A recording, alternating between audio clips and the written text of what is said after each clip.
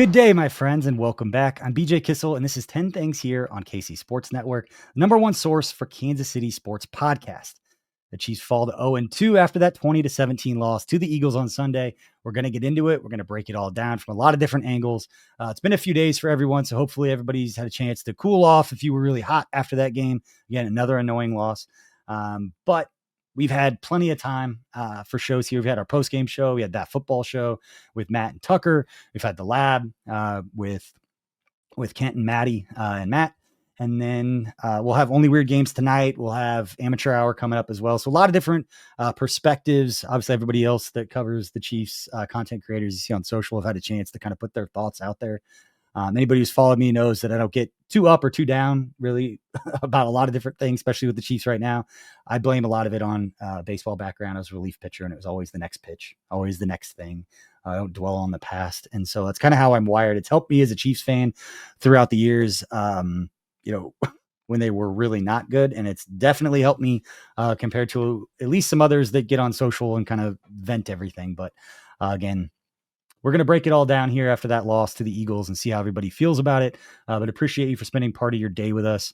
And we know that everybody's busy. Everybody's got things going on. So for you, whether you're watching the video, listening to the podcast, whatever it is, we don't take that lightly, that you're dedicating part of your day to supporting and listening and trying to take value off of what we're doing. So we appreciate that.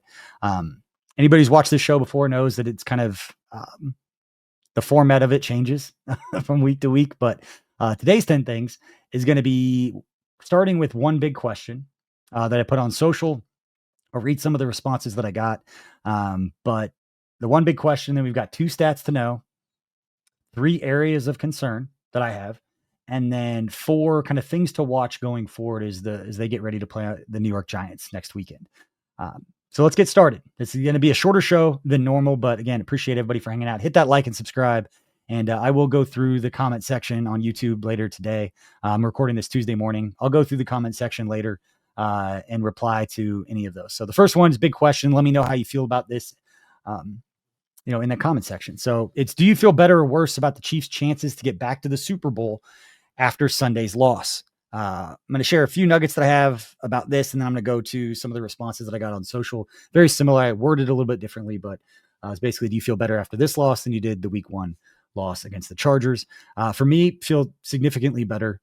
Not that I was really down, but I was more concerned with the lack of juice from the defense. I thought maybe it was the trip to Brazil, whatever it was. They talked about it after the game. Coach Reed, I think, talked about it after the game.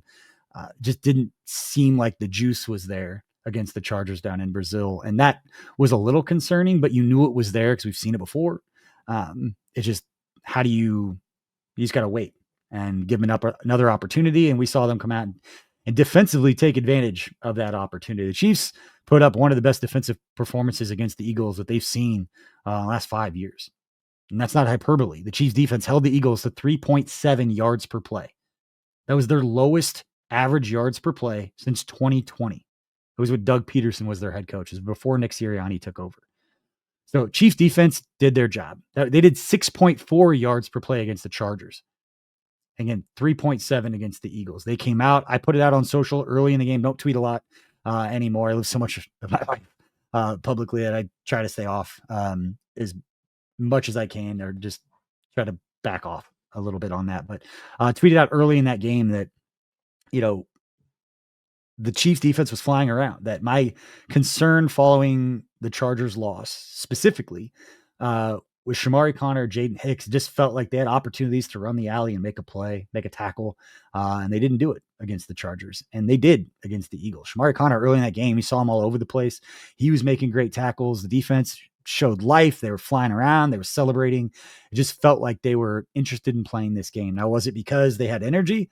They didn't fly 12 hours, not 13 hours for this game? Was it because they were at home? Was it because they were playing the Eagles?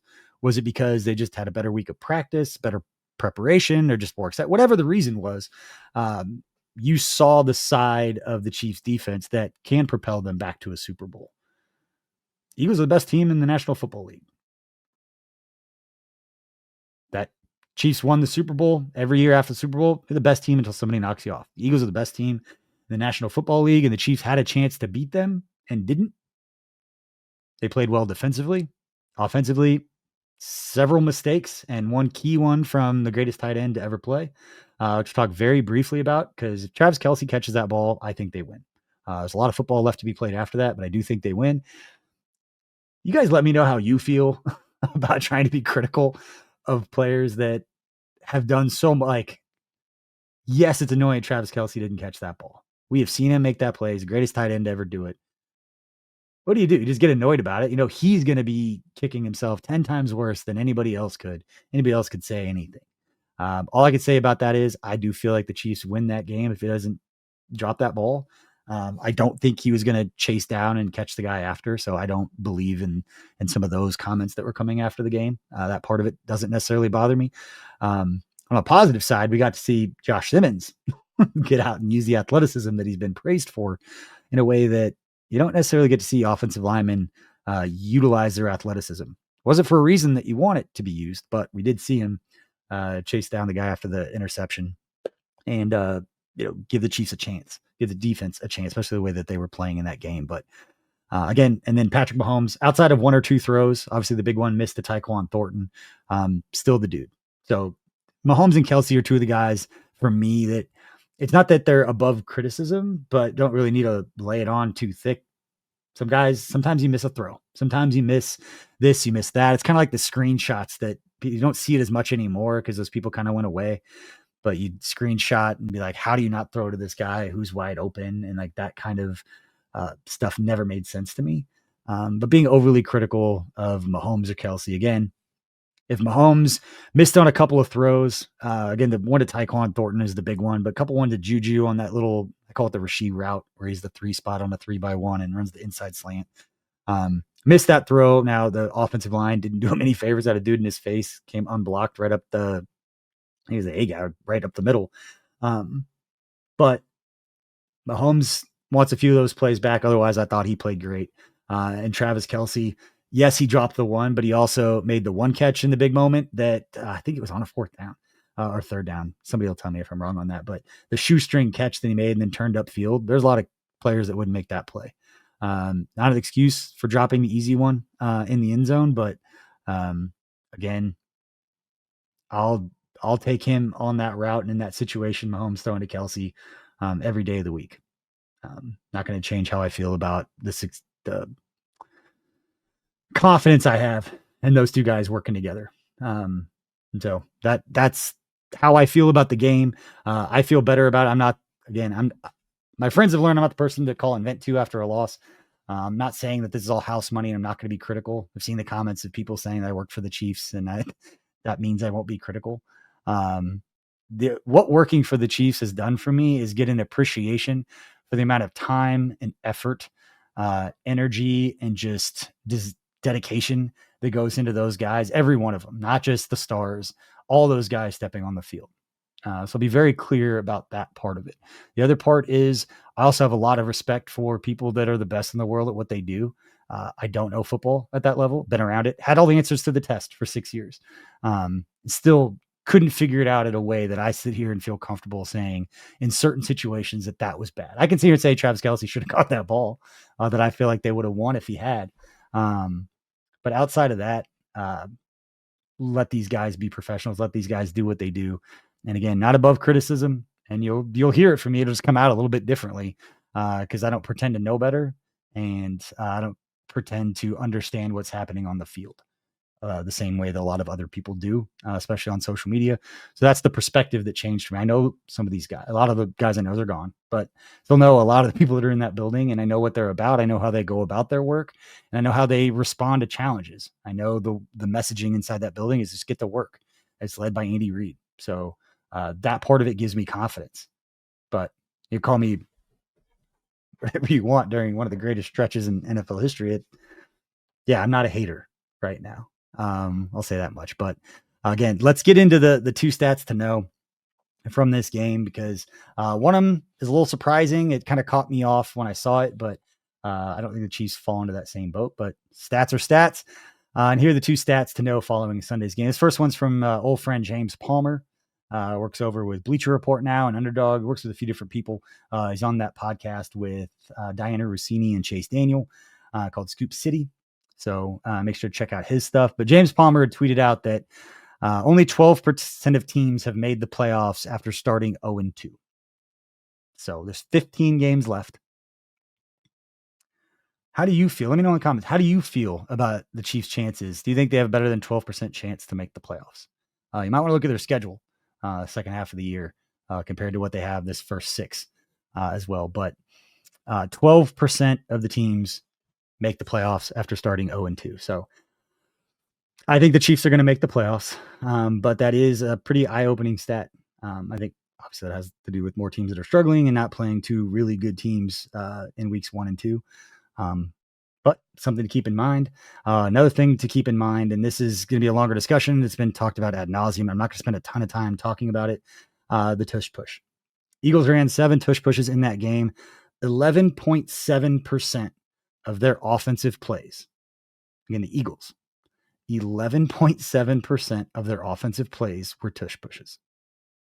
And at least 4 of those had false starts on the offensive line. I'm not going to sit here and say that that's an easy play to referee. I think it was 2 votes away from being banned last year, and I think this game was enough to get it over the edge for next year. I don't think the tush push is going to exist any longer. I think it's just become too annoying of a play. How do they determine that the tush push versus a quarterback sneak and all those types? I don't envy how to unpack that. All I can say is whether the defensive guys are lining up offsides, whether the center's heads over the ball and he's in the neutral zone as well, or the guards are jumping offsides early, whatever it is, it's a stain on the game.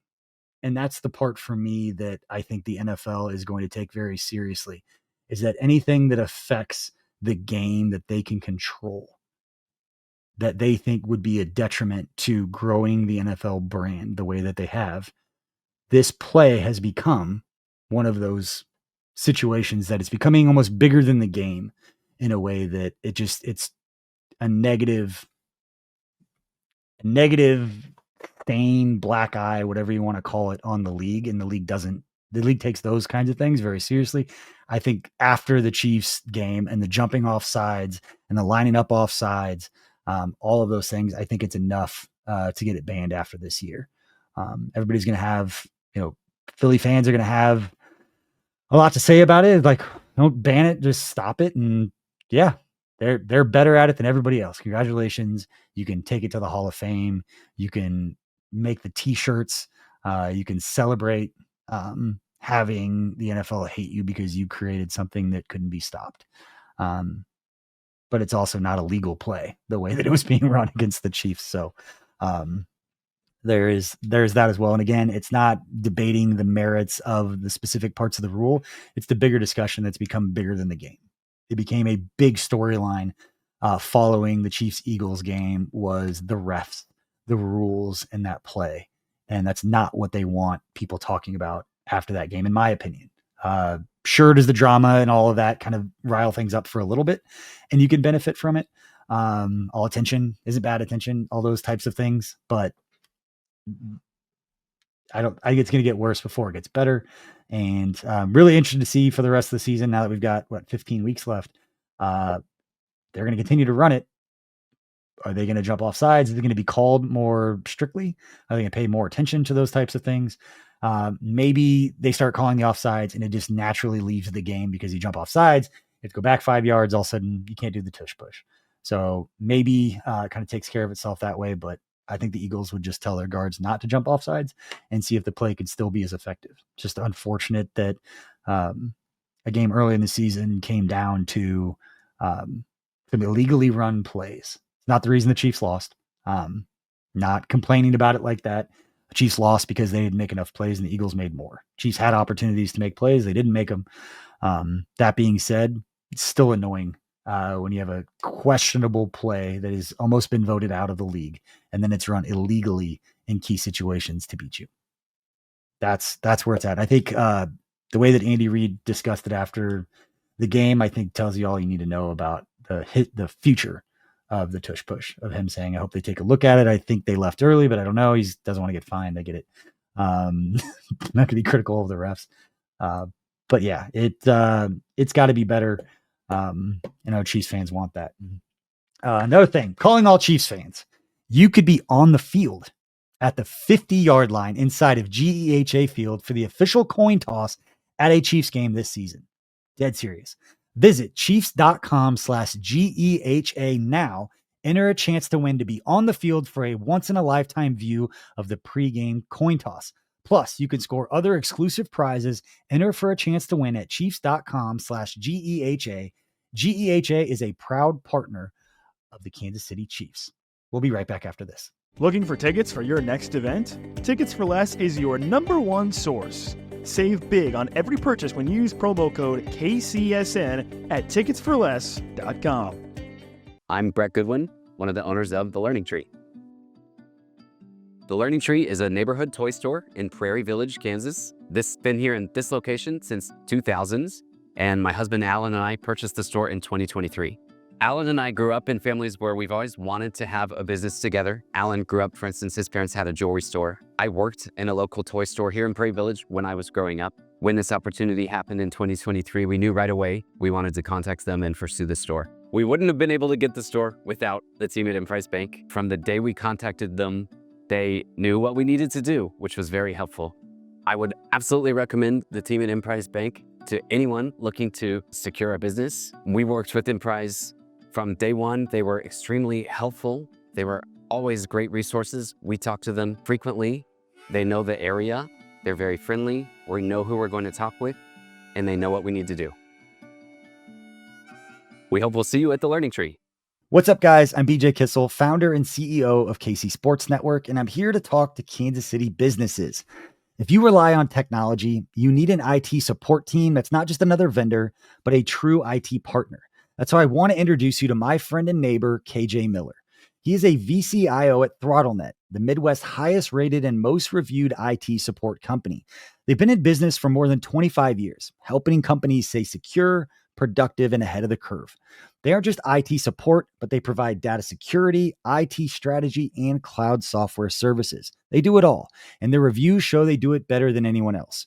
So if you want to hear about how ThrottleNet can help your local business, join the conversation with myself, KJ Miller from ThrottleNet, and our resident genius from KC Sports Network when it comes to IT, at least as he's affectionately known by us, Mr. Craig Stout. Click the link in the description to hear how ThrottleNet can help you. What's good, everyone? It is KCSN Benning analyst Benny Heiss. You know, something hit me as I was driving to the Missouri side, ironically, for something not available on the Kansas side. I cross over. I just can't get over how long sports fans in the state of Missouri have been waiting. It feels like forever. Good news is you don't have to wait much longer because DraftKings Sportsbook, America's top-rated sportsbook app, is finally coming to the Show Me State. And if you're thinking, yeah, but I got to wait on the sidelines until December 1st, it's not true. You can sign up right now. And when we go live, new Missouri customers get $300 in bonus bets just for placing a $5 bet. $5. That's not even as much as a pumpkin spice latte that's going to take over. So it's not some ragtag sports, but this is DraftKings. You got live in-game betting. So if your team starts hot, you can jump in mid-play. There's lightning fast payouts. None of that wait 3 days for your money nonsense. And you've got more ways to get in on the action. There's no better way to start. It's all from your phone. When we go live, you'll be betting with a sportsbook trusted by millions, safe, secure, fast withdrawals, everything you want. Well, except maybe a guarantee that your team will cover the spread, but that part's still on you. So here's the move. You download the DraftKings Sportsbook app, use code KCSN, and when we go live December 1st, that $5 bet turns into $300 in bonus bets. That is code KCSN in partnership with DraftKings Sportsbook. Gambling problem? Call 1-800-GAMBLER. 21 plus and physically present in Missouri. Eligibility restrictions apply. Bonus bets expire 7 days after they are issued. Excludes customers who redeem pre-launch sign-up offer. Terms at sportsbook.draftkings.com/promos. Welcome back to 10 Things here on KC Sports Network. I am BJ Kissel, and we had just gone through the one big question, which is, how do you feel about the Chiefs after the week 2 loss against the Eagles compared to how you did against following the week 1 loss against the Chargers? Again, I put that out on social, and I think it was a majority of people said they feel better. I'm not happy that we lost. Still an annoying loss, but for the most part, they saw the defense come out and play the way that they expected them to in the first game against the Chargers. A little disappointing that they didn't, but we saw flashes of a young defense come out and make plays. And again, put up one of the best performances that the Eagles offense has seen in the last 5 years. That being said, here are my 3 areas of concern going forward, and they're going to be different. This is not that my top 3 areas. Okay. Pass rush is a much bigger issue. I'm getting into mine. Okay. Just like 3 issues that I'm kind of thinking about, maybe a little bit different than some of the other ones that you've heard, just jumped out to me right after the game. Again, not in any order of importance and not including things that I know are a bigger deal, just a little bit different, trying to throw some different things out there for content, things I do believe, but not necessarily a lot of the same stuff that people have been discussing.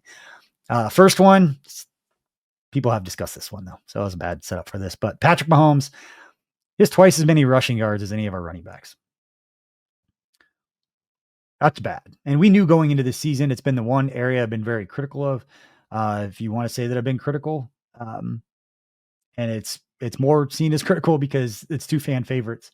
It's Isaiah Pacheco and Kareem Hunt. Isaiah Pacheco has been a fan favorite. The way he runs, the energy that he brings, popping up, running around, dancing, all those things. Great teammate, all of that stuff. And the Kareem Hunt on his second tour back to Kansas City, the way that the organization, you watch the Kingdom, like the way that they kind of rallied around him and that he's grown as a person and matured as a person, as a player, all the way that people around him talk about him. It's a great story. And it's the good stuff if we're being honest. But right now we're talking about what's happening on the field. Kareem Hunt and Isaiah Pacheco rank 36th and 45th in the NFL in elusive rating. They've each broken 1 tackle so far this year. Excuse me. Isaiah Pacheco has broken 1. I think Kareem hasn't broken 1. I think a couple different places I looked had different stats for that. So I think it's a little bit more subjective. These numbers were per PFF. And that was with running backs, so I think at least 10 carries. And I think they ranked 40 or 36 and 45 out of like 50. So they're not great in terms of chunk plays from the offense. And I've talked about this last week. I've talked about this coming into the season, and that the Chiefs ranked dead last in the NFL last year in explosive runs of 10 yards or more. Last year, each Isaiah Pacheco, Kareem Hunt, each had only 1 run of 20 or more yards on the season. Again, Chiefs ranked last year in explosive runs. Jeff Schwartz, former Chiefs offensive lineman, brother of Mitch, he put on social media, he was asked, or I think he responded to somebody asking him what's wrong with the running game. And he said it's a lack of creativity in the run game and running backs not breaking tackles. It's that elusive rating. It's the, Pacheco, I saw it, and it's things that annoy me and they shouldn't. I know that it's become a thing for me when we get an 11-yard run, the running back pops up, he's all excited, and he's not getting touched till the second level. It's like if you make one guy miss, it's a 25-yard run. We need those chunk plays because it's not necessarily coming from the offense, whether it's because the receivers that we have playing right now don't have the explosiveness to get open, or because they don't have the explosiveness to get open down the field while also giving the quarterback, Patrick Mahomes, enough time to deliver the ball down the field to those receivers. It's a complementary football game that I think, I'm trying to figure out how to word this. Both those things have to be working in sync. And when one of them's not working, it's very easy to blame the other, or it's very easy to make your case that the Chiefs aren't throwing the ball deep. Here are all the numbers. How's the offensive line holding up for the ability to let those routes develop to deliver the ball down the field? You can move Mahomes outside the pocket. You can do different things with him. I understand that. And I'm simplifying things to a game that, again, these guys know the game a whole lot better than us. What we can do is just kind of sit back and look at the numbers over time and say, why is this happening and what needs to change, or what could be the root cause of this? And I don't have that answer. I think it depends on every individual play has its own story as to why it could be successful, why it couldn't be successful, based on the look, the down and distance, the tendencies, and just the way that the eyes are read by the defense as the play kind of develops. So it's really hard to, compare things apples to apples for me when it comes to game by game, week by week, or even season by season. All that's to say, what we've seen from the running back position for the Chiefs is when they need 3 yards, you'll get 3 yards. When they need 6 yards, you get 3 yards. Last year, I think Kareem averaged 3.1 yards per carry. Isaiah Pacheco averaged 3.7. That puts, I'm not saying that that's going to hold them back from going to Super Bowl because we saw it do it last year, but it puts so much more pressure on the offense to have to be perfect, to have to methodically go down the field without penalties, which is not happening. We'll talk about Jawan Taylor here in a bit. But when you have negative plays or a negative run play, penalty, whatever it is, you're putting more pressure on yourself, and you're just not getting bailed out by a good run. You block up a play well off, on a running play, you expect it to break open, and you expect that running back to make something happen once they get into open field. And that's not really the case. They're just kind of taking what's given to them and not a whole lot else. A couple swing passes. I think one was to Kareem where he makes a guy miss. I think it was Cooper DeJean later in the game. He's like, just make one guy miss and we can go get some yards. And so that hasn't happened. Now, I'm going to talk about it a little bit later, but Burchard Smith, talked about him. Is he ready for a much bigger workload? Probably not, or he'd be out there. Let's be honest about it. But by the time we get to the playoffs, I think the Chiefs are going to need that juice out of the right back. It's Elijah Mitchell, who I know has been declared inactive, hadn't been on the field, or Burchard Smith. They got to find somebody that can get a chunk play here and there, or make something out of nothing, whatever you want to call it, because it's not happening right now with the run game and Patrick Mahomes scrambling for his life. Again, it's just Mahomes goes all God mode, goes all hero mode, and that's in large aspect the Chiefs offense at different times. Again, that's not really fair to put all that on just a handful of plays, but that part's got to be better. The other area of concern for me, and this isn't a huge area of concern, but it is in the back of my mind, like, hey, things are a little bit different. Talk about with Patrick Mahomes, the passing offense, talk about Travis Kelce at this point in his career, slowing down a little bit, all those things. Think about Harrison Butker. I know he had the injury last year. He's got 2 misses in 2 games this year. His numbers gone down a little bit each year. He struggled in 2022. And then besides that, this last year was his most inaccurate year, I believe, in terms of field goal percentage outside of 2022. And then this year already missed a couple. He was 2 of 5 on 50+ yard field goals last year, 2 of 3 so far this year on field goals. Not saying that he's still not a great kicker. I'm saying it went from being automatic and clutch kicks. And you get to the playoffs, you hit those clutch kicks, but missed extra point, missed field goal, and look at the last couple of years, it's just not quite as automatic as it used to be. And the Chiefs are always going to be in close games. We put the stats out there. Joseph Hefner, our analytics guy, looked them up. I had this idea of what has been the average spread for the Chiefs during this dynasty stretch of their wins. I think I looked up that the Chiefs have scored 23 points on average in all of their losses since 2018. And that was the most for any quarterback in their losses. It was like how many points are scored by the quarterback's offense in games that they lose. Not really as concerned about games they win, because you go back historically, teams will run up the score, they'll blow people out. I wanted to know which quarterback had the most, I want to say, like, competitive. I didn't know how I was going to use the stat, but I was very curious what the average points by defeat was for quarterbacks. Like, how many points when you lose, how many on average are you losing by? And it was actually Rich Gannon had the lowest. It was like 6.5 points per game is on average what he loses by. And Patrick Mahomes was like 7.2. I think he was third. Lamar Jackson was like 7.1, and then it was Patrick Mahomes at 7.2. And then Josh Allen was up there. I want to say it was like 9. A couple other guys at like 10. But Patrick Mahomes on average, it's a 1 possession loss when he does lose. All those stats are out there. They've lost 8 games in the last 8 years by more than 1 possession. That is a crazy stat if you really let it sit. 8 games in 8 years by more than 1 possession. Now, 2 of those games were Super Bowls.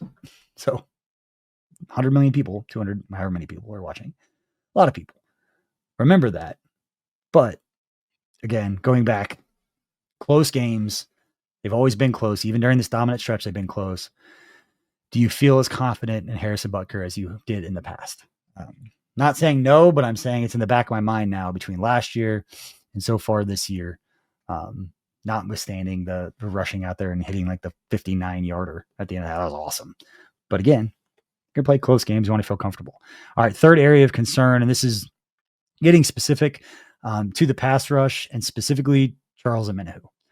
It's a player that I was very high on when they signed, knows he's had injury history, wants to be seen as one of the best in the league. Early in his career, was seen as like an up-and-coming developing guy, and it just hasn't been there so far this year. And I know PFF rankings, I know people can feel how they want about them. I do think they're relative. I don't think that they can take a player that's awesome and say he's terrible, or a player that's terrible and make him look awesome.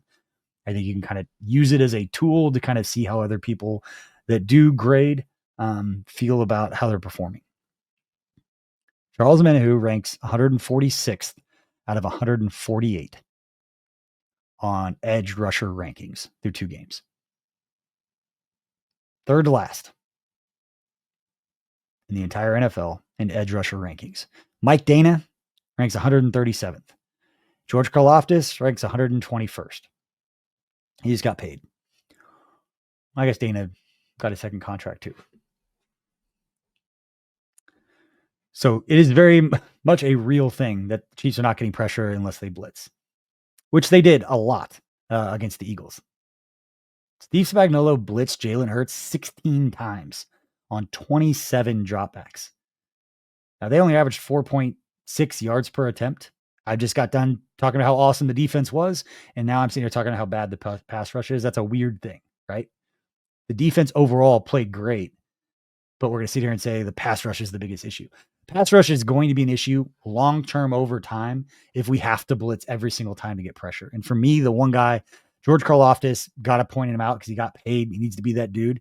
A lot of his sacks, I want to say second or third efforts, but they're not this juice, him just bull rushing somebody, him beating somebody around the edge. It's not a speed rush, not a power rush.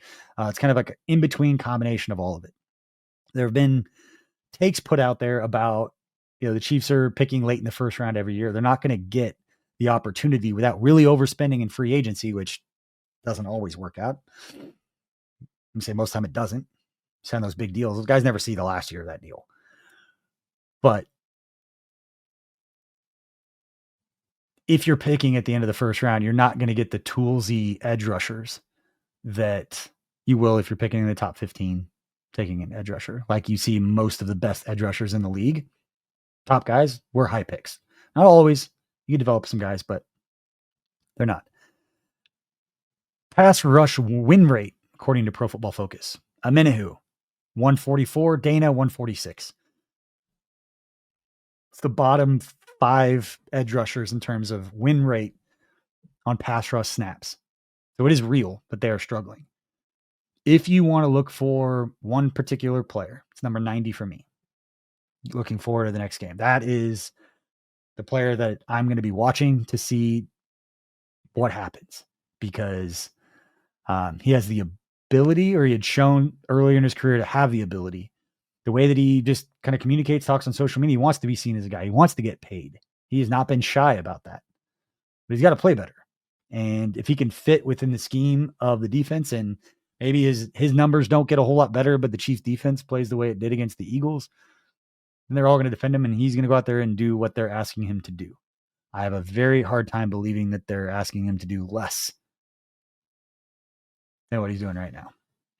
So for me, those are the 3 areas of concern. The running game, when does Burchard Smith get a chance? I'll talk about that here in the 4 things to watch going forward. But Harrison Butker, and just, again, back of my mind, can we be as automatic or feel as confident as we have in the past? And I'm not saying I'm not there yet, but I'm saying it's starting to creep up after 2 weeks. And then again, Charles Emmanuel is the guy that I'm going to be watching going forward for the Chiefs defense specifically, and getting that pressure. Chris Jones hasn't put up a ton of numbers. He's getting a ton of attention. We know that. Not that he can't be better, kind of similar to Kelsey and Mahomes. Not that they're above criticism, but not the guy that I'm necessarily going to focus on having to be better. It's got to be everybody else around him. The Chiefs haven't won the Super Bowl, or haven't won these Super Bowls, only because of Mahomes, Kelsey, and Jones. They've led the way, but it's everybody else around him stepping up and making plays in key moments. that hasn't been as consistent. That part of it hasn't been as consistent. Obviously, with Kelsey dropping the ball either, that didn't help much of anything. But let's get into the 4 things to watch for me heading into the Giants game. I'll go through these pretty quickly. Again, I appreciate everybody for hanging out. Not quite as easy to do a show by yourself. Don't exactly love hearing myself talk either, although I am pretty talkative.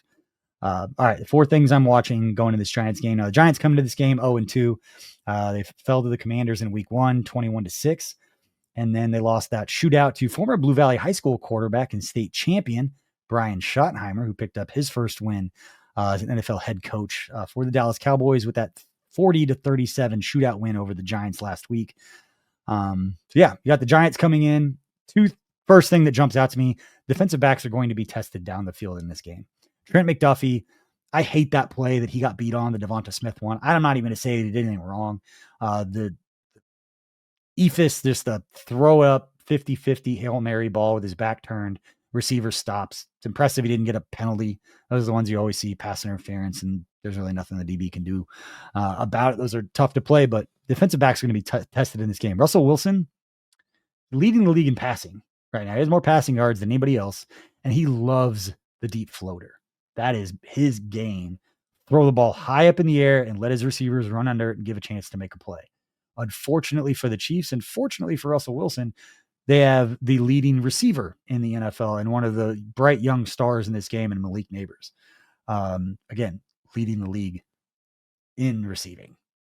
So after the Devonta Smith play and some of the chunk plays that we saw the defense give up, Malik Neighbors, Wan'Dale Robinson, both averaging, the other receiver for the Giants, they're both averaging around 100 yards receiving. I think Wan'Dale's like 99. And Malik Neighbors is like 117 yards per game after he just went off against the Cowboys in that game last week. So defensive backs are going to be tested. If Spags sends the same amount of pressure, he blitz over 50% of the time against Jalen Hurts. If he does that against Russell Wilson's going to throw a one-on-one ball, throw it straight up in the air. He's very accurate with them, and he's got guys now that can make plays for him underneath to beat you in those situations. So how aggressive are the Chiefs against the Giants in this situation is going to be something I'm paying attention to, but those defensive backs, they're going to be tested in one-on-one situations a lot more than I believe they were, even with the Devonta Smith play. Not a lot of balls down the field from Jalen Hurts. I saw a stat that Jalen Hurts has not attempted a pass this season between 10 and 19 yards down the field. The intermediate routes, they've either been deep balls beyond 20 yards or within 10 yards of the line of scrimmage. Some of those A.J. Brown quick slants. I thought those were pretty close to 10 yards, but must be just shy of it. But anyway, defensive backs are going to be tested. Next, for me, I'll bring up Burchard Smith.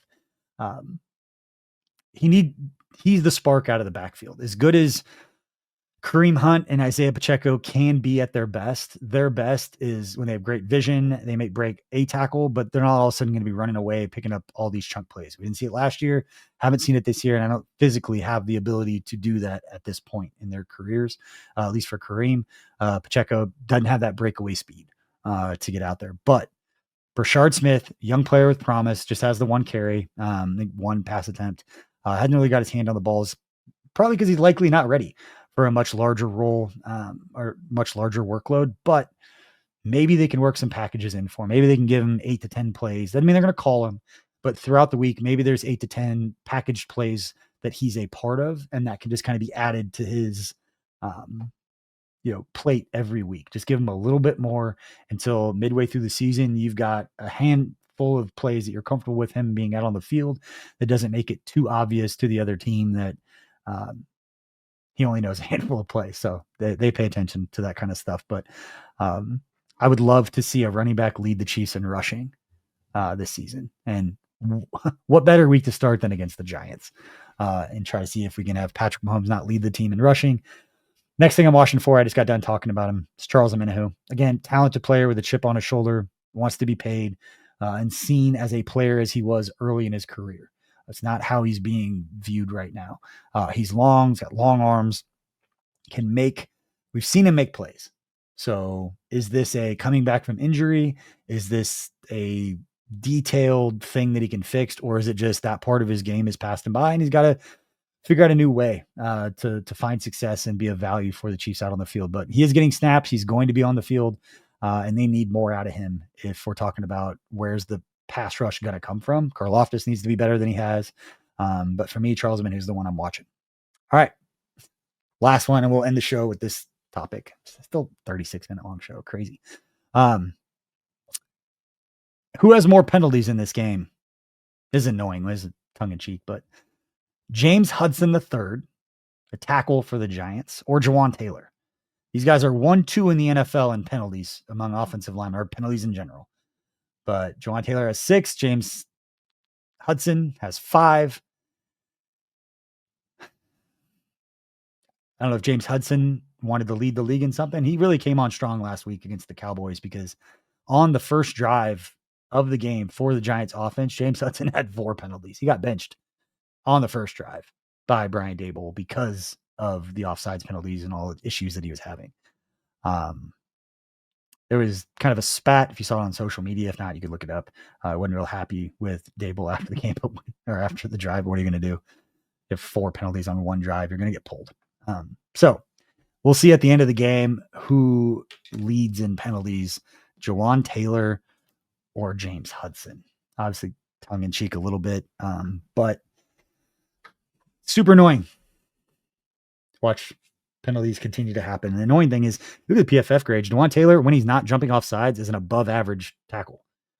He's a good player that has one horrible trait of not jumping off sides. You know what I'm saying. We'll see. We'll see if it gets better. But it has become a thing where we saw Travis Kelce kind of let Jawan Taylor have it at different points. And now I think you're going to start to see it kind of boil over even more. And they made it very clear. I think Matt Nagy talked about it last week to the media, that it can't happen. And now they're dueling it up with the 2 tackles with the most penalties. We'll see how it all plays out. But appreciate everybody for hanging out. Again, it's not fun or easy to do these shows. The Chiefs give us a lot to talk about, but I appreciate everybody for hanging out and listening to me. If you're still listening to the show, so appreciate you. Please hit that like and subscribe. We got a lot of cool stuff going on at KCSN. I'll do, you know what? I got a comment last week that at one of our watch parties that people like when I talk more about the business stuff that we have going on. So trying to think of what we have coming up. We're going to be doing a live show at the Kingdom Bar and Grill in Overland Park on the 24th, next Wednesday. Tucker and I, for his stream, we'll be going live. We've got the streams that have been going strong for us during the day. Josh Briscoe on Mondays and Fridays from 12 to 1. And then Tucker's got Tuesday, Wednesday, Thursday from 12 to 1. We'll be live on the YouTube channel. So if you're hanging out and want to hear some Chiefs talk, or just join a conversation in the chat room, or just hang out with some people who like the same sports teams that you do, then come to the YouTube channel between 12 and 1 and come hang out with those guys. They do a great job. It's been a lot of fun watching those things kind of develop over the last week and a half since we had started them.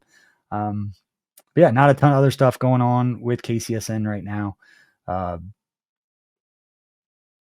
Yeah, I got nothing. That's good. We're running some paid social campaigns.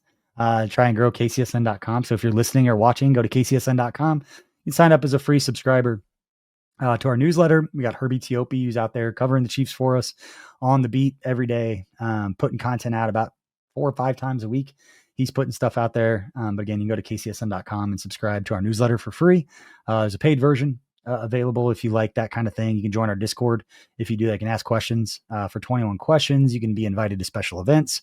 And most importantly, you become a paid subscriber to our KCSN.com newsletter. It's $30 a year for access to it. It comes out to about 10 cents a newsletter on the paid side. But you also will get a $40 gift card to Tacos for Life. One of our new partners. They have a location in Overland Park. It's right off Blue Valley Parkway and 119th. It's right by Target over there. And then they've got one over in Blue Springs over by Blue Springs High School. The 2 Tacos for Life there. But Brian and Drew, the 2 franchise owners, phenomenal dudes, do a lot of stuff for the community, especially with the high school level. They sponsor stuff for us with our verbal commitment show on the high school side.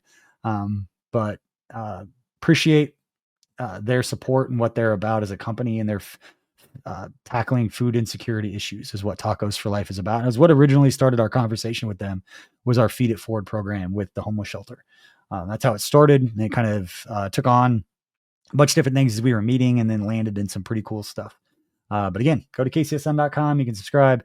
Let me know in the comment section how you felt about some of these things I brought up, and I'll get in there and respond later today. But appreciate everybody for hanging out, and we'll see you next time. Peace.